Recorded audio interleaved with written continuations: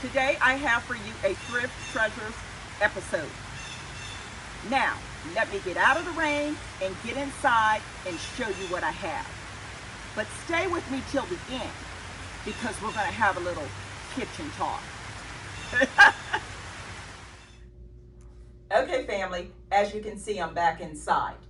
And I'm actually in my formal living room. While I was out and about one day, I came across a rent-to-own store that was closing. So I stopped in to see what they had. I came across this chair. Now, as I was talking to the salesman, he proceeded to tell me that this chair, and he had a tag on the chair, and it was like $750. And he had told me that someone ordered the chair and then didn't pick it up, but while they were going out of business, they had discounted the chair. So I actually picked this chair up for the low price of $150. And I love it here in this spot in my home. Now, I also saw an end table that I was interested in, but I tend to be matchy in my tables, so I wanted two, but he only had one left. So I was willing to purchase the table that's sitting here beside this chair, and I said, okay, I see you have a tag on it for $25. And he said, no, that was actually for the set. Someone else bought the other one. This table I'll sell to you for $12.50. So I actually picked up the table too, and I think it's a great contrast between this chair and my other chair that I have sitting here in the corner. And that actually is a metal top on that table. And then as you can see, the lower part of the legs and the bottom shelf is wood. I love these pieces.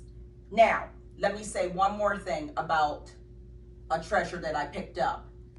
On top of my metal table top, actually me and my husband was in a thrift store, and I came across this piece, and I knew instantly that it was Princess House because I had purchased from a friend years ago a couple pieces of Princess House. So immediately when I saw it, and I think it was maybe $6 or $10, very, very inexpensive. So when I went to pick it up, I said to my husband, this is Princess House. He said, that's not Princess House. If you want it, go ahead and get it. I pick it up, I put it in my cart, and when I get to the register, I get it up to the counter, and the sales clerk says, wow, you gotta buy. You do know this is Princess House. And I said, yes, I do. And I sort of kind of just turned around and gave my husband a look. He heard her.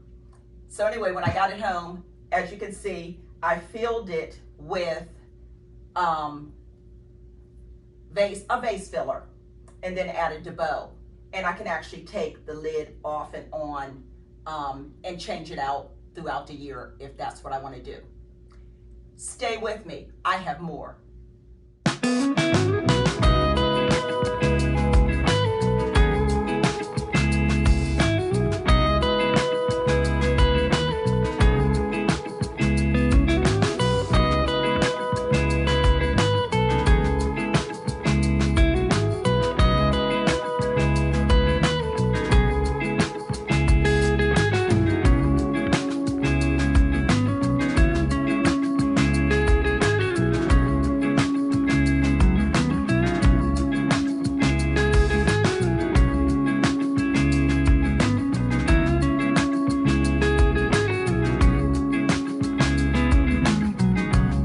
Okay, family, check out this next piece that I picked up. This piece here I actually picked up at my local thrift store, who on certain days of the week they have 50% off.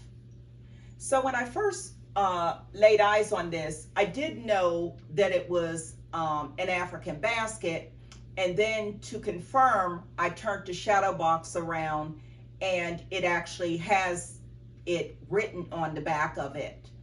but I knew enough to know that not only the basket was of treasure to me, but the shadow box was an extra added. And they wanted, I think it was at the time, maybe $40. So I said to my husband on that particular day, I said, let's leave it here. And on so-and-so day is 50% off. And if it's still here, then I'll come back and I'll buy it. Well, sure enough, on 50% off day, it was there. And I actually picked it up for $20. And as you can see, then I paired it with a chair that I had, and I'm loving the look.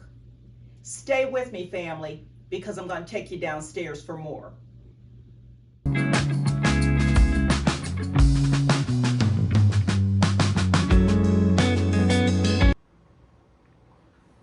Okay, family, as you can see, I'm downstairs now.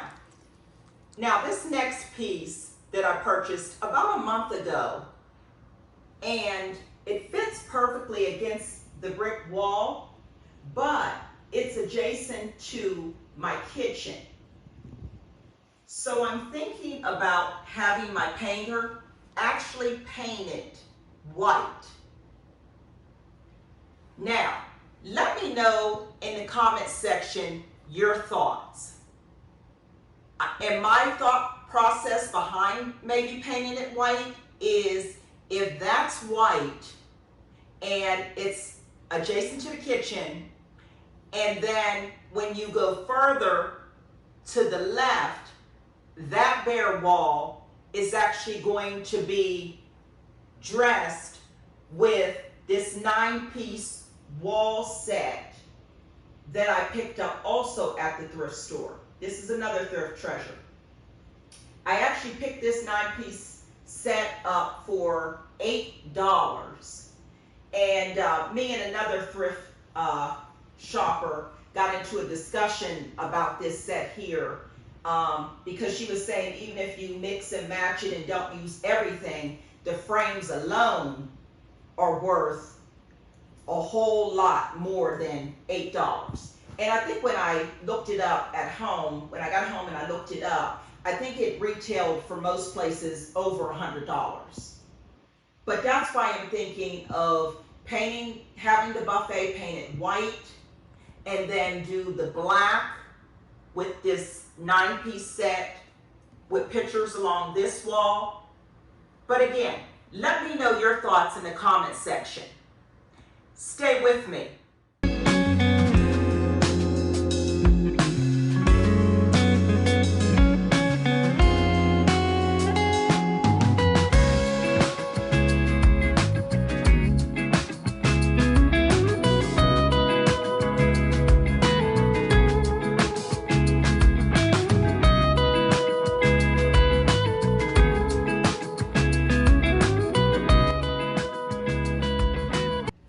Okay, family, one other thrifting story that I have to share, and it's a funny one. Don't ever discount when you see items along the road and they have a free sign on them. Now, this story goes back maybe around 25 years ago or so. Okay, I was driving home from work and I saw that a neighbor, and I'll say a neighbor, and I didn't know these people, and it might have been like 2 blocks from my house. And I saw they put out this chair, and it said free. Now, the chair, the vinyl on the back was split, the vinyl on the seat was split, so I could see why they were getting rid of the chair. But what caught my eye was it had maple arms and maple feet. So I'm thinking about this chair and I get home. Now, keep in mind, my husband doesn't like this. He doesn't like when people put things on the side of the road and have free. He's not interested, okay? So I'm thinking that weekend, say this was a Friday, I'm thinking, how am I going to get him to go get that chair before somebody else gets that chair? So I must have went to the store, grocery store, like Sunday. I saw that the chair was still there, so I had my story ready. And when I went inside, I said to my husband, I know you don't like to do this, but da da da da da da da. And I had my story together. You know how we do it, life givers. So he gets in the truck, he goes down. Now we're fussing, we're together, he's fussing. This is par for the course. And we get there, and he actually puts the chair, helps him put the chair in the truck. And the game plan was the chair would stay in the truck overnight. Monday morning, I called the upholstery place, and I'd make arrangements for him to drop it off, and I'd get it reupholstered. Now, the whole entire time, this is ridiculous. I don't know what you're going to do with the chair. Da da da da da da. Okay, I let that go. So I called the place to get it reupholstered. When they called me back, he said, there's nothing wrong with the chair other than it needs to be reupholstered. So pick the fabric. I wish I had a picture of it. I picked a dark green velour, like a faux velvet, it looked like, okay, fabric. And I think they charged me, say, like $100. That's how inexpensive it was. Brought that chair back home, and wouldn't you know, I couldn't get the joker out of it. He loved this chair. This chair swiveled. This chair, you could rock in it. Oh, a couple years later, fast forward a couple years later, when I was ready to get rid of the chair because I was doing something else in my living room, of course he said, don't get rid of my favorite chair. So the chair had to stay for another year or two. You can't make this stuff up. Stay with me. We're going to do kitchen talk. Okay, family, I'm introducing a new segment at the end of my episodes, and it's going to be called Kitchen Talk. Now, my sister actually gave me the name suggestion, but I know the reasoning behind it. And that is, in my family, everything starts in the kitchen.